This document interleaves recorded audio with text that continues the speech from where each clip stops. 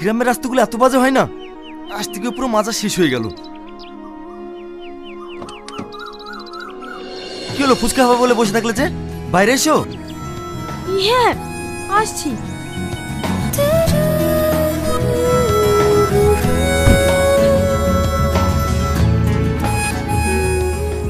ভাই কটা হলো?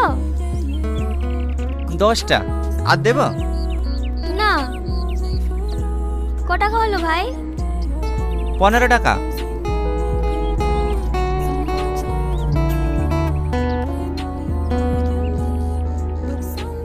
ভাই, আমাদেরকে ফুচকা দাও। হ্যাঁ দিচ্ছি। টনি,